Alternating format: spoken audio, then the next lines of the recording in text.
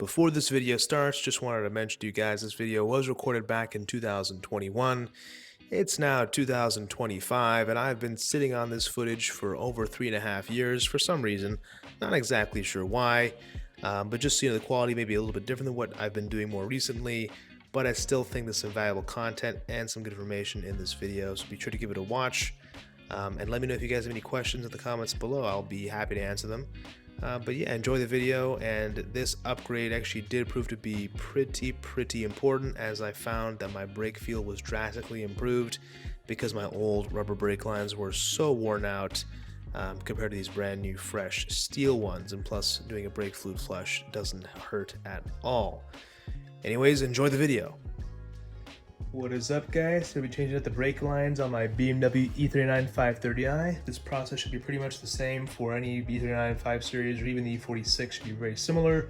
We're going to be using some ECS tuning stainless steel lines. These are much better than the stock rubber ones, especially if your ones are aged like mine.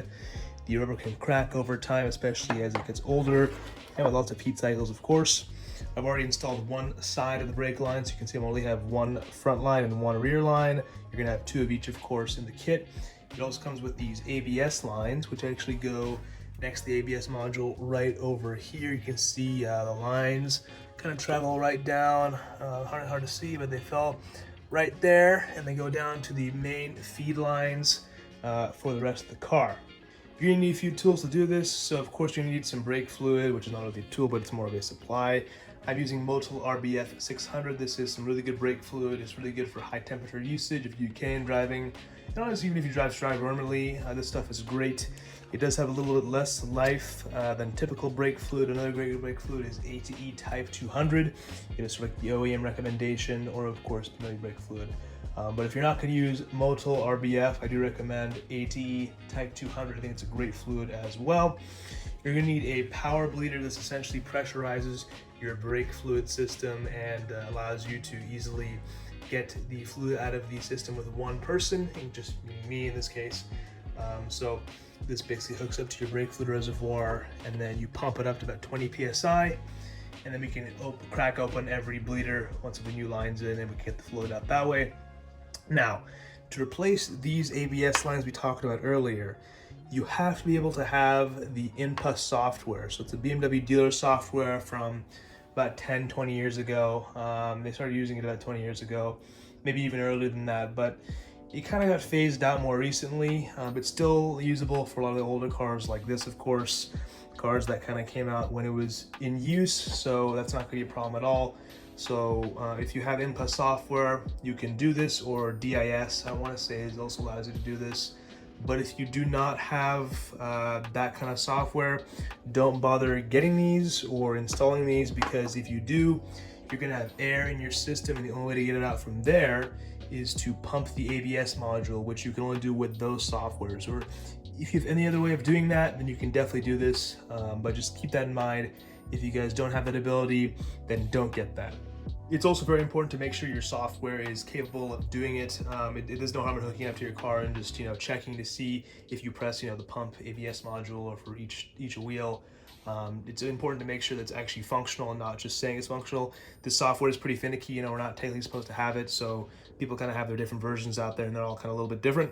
So it's very important you try that out before you attempt to install these. I've actually already tried and verified it seems to work, so I'm not worried about changing those. But yeah, definitely, I cannot stress that enough. Make sure you can actually pump your ABS module before you attempt to actually do it. So yeah, so far I've only changed the driver's side lines. I know I have not flushed the system at all, of course, because I still have old lines on the car. And I did find that my front lines are actually pretty cracked. I replaced my rear lines with fresh rubber ones about a year ago, so those are fine, of course. But the front ones were original still, and they were very cracked. I'll show you guys what that looks like right now. There you can kind of see the cracking there. Of course, these are not awful. There's definitely worse out there, but this is just definitely not something you want to have to deal with. Worst case, these can actually bust open, and if you lose your brakes, it's just not a good thing. Now, these cars are designed pretty well for the sake of safety, where they can actually run on 3 or even 2 brakes if they need to. Basically, if one line is busted, it can actually still operate perfectly fine with 3 or even 2. So that is not, these safety measures are put in place to keep us safe in case of these failures, but it is definitely a better idea to have fresh lines all the time. So even if you don't do performance driving, it's definitely a good idea to have stainless steel brake lines. Not only are they more durable, they'll last you much longer, but you could even have a little bit better brake feel, and they won't expand like the rubber ones will over time. So it should be, having a little bit slightly smaller diameter than the expanded out and old rubber ones. That should result in better pedal feel and just better feel overall with your brakes. Just to show you guys what we're working with, check it out. There's the front line in. You can see there looking nice, pretty sweet, nice red color as well. And then of course in the rear we have a similar situation, harder to see because I know it's dark. There you can see the rear line is much smaller than the front ones, but they're there nonetheless. We're going to start with the front lines. So the tools you're going to need are a flared wrench, 11mm. This is optional but highly recommended. A normal 11mm wrench, a 17 and also a 15. I don't actually have a 15mm wrench, so I'm going to use a crescent. It's not a big deal if you don't have one either. You can also use a crescent like me. But yeah, let's get started. So up top there you can kind of see, you kind of need to put the 17mm wrench on there, the more square looking nut, and the very bottom is going to be the 11. So to untorque and to torque this 11mm line, I recommend using the flared wrench because you have a better grip on that line, so there's less chance of stripping it, of course. That's why I got that in the first place, but it's, like I said, it's completely optional. You can use a normal 11mm if you prefer.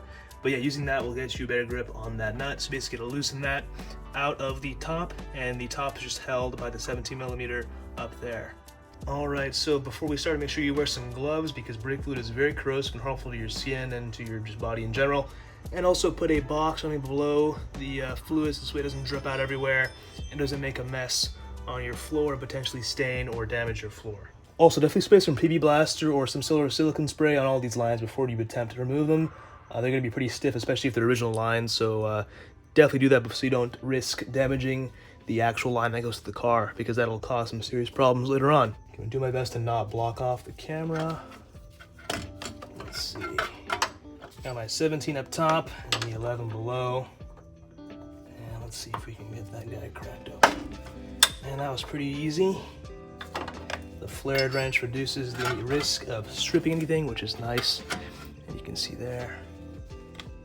And now once it's actually cracked open, we can use the normal 11mm to loosen the rest of the way. Once it's somewhat loose enough, we can actually use our fingers over here. I'm gonna put a cloth up here just to try to minimize how much brake fluid gets everywhere. You can see that. And it's off, disconnected. So now we can take the top line and simply pull it out of its holder over here. There it is off, and now we can actually remove it from the brake caliper itself. Alright, so for where it meets the caliper over there, you can see it kind of right there. All you need to use a 14mm wrench on the end there, and it comes off pretty easily. Just don't hurt yourself too much hitting your head against the caliper. Once it comes loose, it will kind of out the brake loose, so just be aware of that. But once it's off, it just sort of twists off, and your line is off. And of course, here is the new front line. We're going to put this end into the caliper first with the 14mm end over there. Then on this side, it's kind of interesting. Instead of having the typical 17mm that the stock one had to hold it in place, you actually want to use a 15mm, which is why I have that crescent wrench over there. So I'm going to use that, and of course the 11mm flare nut at the bottom. You're going to want to use that flare wrench to torque it down finally, as it is going to be a lot safer to do so, as you won't run the risk of stripping the 11mm. So definitely do that, and then once that's on, we can move on to the rear. Alright, so now with our new line into the caliper already, I'm just going to draw off camera because it's pretty simple. We have to clock this in a way so it kind of fits in this bracket over here. We have to clock it in a way that it actually gets closer to the body as possible. This we're not touching the coilover at any point in time. So you can see you can clock it in different ways. It's just basically two pins that fit into this groove. So as long as we get it as far away from the spring as possible, we'll be all set. So now with this in place, we can move this back up.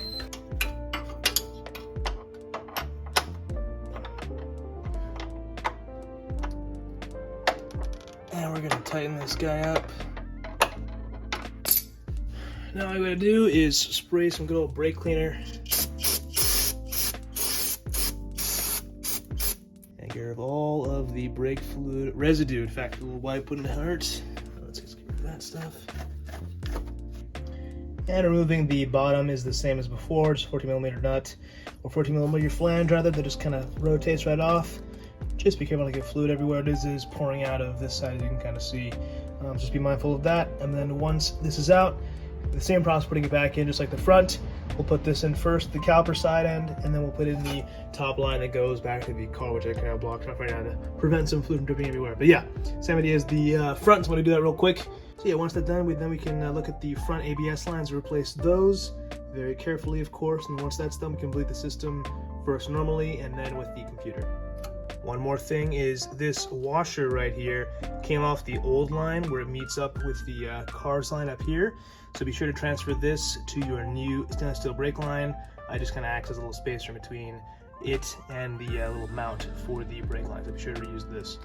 Alrighty, it's time to do the ABS lines now. So if you guys are not going to do the ABS lines, you can go ahead and skip this chapter and go to the video chapter about bleeding the brakes the normal way. And then after that, you guys will be all set. But for those of us who are changing the ABS lines, stick around with me right here. Just keep in mind they are different sizes, but of course the wrong one will not fit any other spot, so it'll be okay either way. As for the actual old lines in the car, I've been having these soaking in PV Blaster for a few hours now.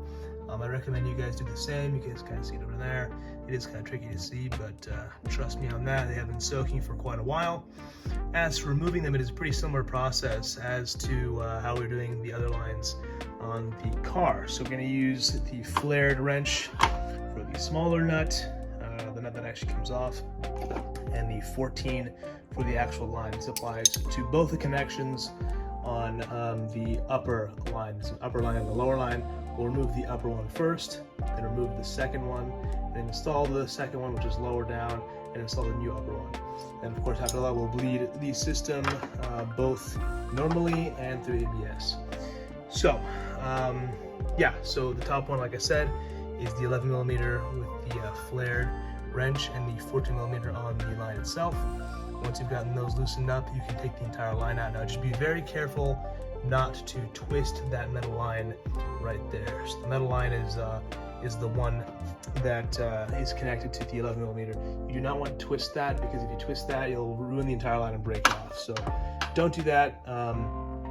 Be very mindful of that, and be sure to hold it in place with the 14. That'll save you a lot of trouble. Okay, let's get to work. Let's get those off, and then I can get the second line off after that. Alright guys, it is now 3 a.m. But I got the ABS lines figured out, but wow, they gave me a lot of trouble. So I figure you guys are probably gonna hit some of the same issues that I did. So let's get into it. So these two lines over here, just got them changed out. They're all good to go now. But the issue I was having was that the lower line, the end that connects to the brake line that goes to the car, was completely seized, and I couldn't get it off without any leverage over there. I couldn't do it. So what I had to do was, I thought the next best thing was dropping that entire line and pulling it out of the car, and then trying to remove that fitting off the car, which is what I did. In order to do that, what you have to do is remove the fender liner over here. Just kind of pull it back. I removed most of it. Drop the washer fluid tank. You can see those two holes there. There's two 10mm nuts, plastic nuts that go over those. Once you take those off, you can just pull the whole tank out. It exposes the lines in the back. You can kind of see the two lines over there. Anyways, moving down below the car, you then have to see there's two lines over there, one for each of the two lines up top. So I removed the one I needed to remove by undoing it the same way I did the other ones. I believe it was like a 15mm with the 11mm flare. Once that was out, just unclip it from there. There's a little Phillips head screw holding that clip in. There's another clip in there as well in the fender liner area. I'm not going to point it out because I can't reach it, but just leave it there, and that's pretty easily just pulls out. And then once you have that out, you can essentially just pull the whole line out from below the car. So that's what I did, and I had even the vise. It was difficult getting that thing removed. The thing was pretty stuck on there. I did mess up the end a little bit there, the fitting with the 11mm on it. It is a bit marred and stuff, but it's still usable, so I had to put it back together. But you can see I put the old line essentially in this vise, and then I had the other end of the line coming out over here. Had to use that pair of vise grips on the actual threaded part of the fitting. I couldn't use a 10mm part or 11mm part anymore because it was so like stripped and just messed up. I didn't want to put too much more force on it, but using that vise was able to get it off once and for all. Wow, that gave me a huge amount of struggling, but hey, you know what? At least we didn't break the line, and the new line's in the car. So if you guys are having any issues with those, I'll be able to get them off. Definitely take them out of the car. It does take an actually 15 minutes, but it's well worth it in my opinion. rather than having to mess up that line. So I just cleaned up that area. I'm going to put this heat shielding back together. By the way, there's a 110mm over here, the heat shielding, and also a 10mm plastic nut that goes over that also connects the washer fluid cap over there. So I'm going to put all that together, and then we're going to bleed the system, at least normally first, and then we're going to do the input bleed right after that. But wow. Hopefully you guys don't have the same issue I did, but I'm sure many of you will, because this seems to be a pretty common thing because of all the heat from the exhaust manifold. Okay, so after all that, we can finally get ready to top off the brake fluid, and then we can also bleed the system. So let's go ahead and remove this top box over here for the air filters on the left side of the car. So from the US, it is the driver's side. We're going to take that off. We're also going to remove this filter, this inlet. Just going to twist this out of the way. Pull on this. The whole thing will come out like so. And there's our brake fluid reservoir. We can kind of take a look. Should be pretty low considering I just removed so much fluid. Let me just get the towel real quick. Maybe a little bit low, but honestly not that bad, surprisingly, considering all the fluid I just lost, but that's because there's air in the system now. So I'm going to top it off, and then we're going to attach this guy over here. So we top this off pretty high, not all the way, just the max line, and then I'm going to connect this guy, fill this up with about 2 liters of brake fluid, and because we're probably going to use a lot of it, I think. And then once that's up, we can go to the rear right wheel and begin bleeding. And as I bleed the rear brake caliper, you can see the fluid change from a darker yellow to a more pale, lighter yellow of the new fluid, indicating that we've gotten most of the air and old fluid out of the system, which is good to see. As for bleeding the ABS module using BMW IMPA software, I will link a video down in the description below. Unfortunately, I didn't record a segment of me doing that as I was trying to juggle my phone with a laptop. Didn't work out too well. Since I installed these brake lines quite some time ago, I put about 40,000 miles on them so far, and they've been fantastic. No signs of wear or any issues since then, and the ABS module seems to be a lot happier as well, having those proper lines hooked up and not those crusty, falling apart rubber ABS lines that were 20 plus years old at the time. So anyways, guys, I'll see you in the next video, and leave a like if this helped you out. And you know what? If you like the BMW E39, you might as well just subscribe to my channel already, because I have a lot of content for the BMW E39 530i along with other models as well. See you guys. If you guys enjoyed this video and want to support the channel, be sure to check out sta-industries.com, where you guys can find tons of E39 inspired apparel, lots of clothing designs and hoodie designs that I've made myself. It goes a long way to help the channel out and make more videos like this. You can see I made some cool designs with the 5 Series silhouette, and some other random facts about it, and some of the cool designs as well. So be sure to check it out. Link in the description below. And let me know if you got any recommendations for what to make, because I'm pretty open to it and I got some time. So yeah, let me know. See you guys in the next one. Well, first off, I should mention that the E39 is from BMW's golden age of vehicles. You have the cars with the Z8, the E46 M3, the E38 7 Series, the first gen E53 X5, and of course the wonderful E39 5 Series. This includes the M5 and of course the inline 6 models like the 525, 528, and 530 like this.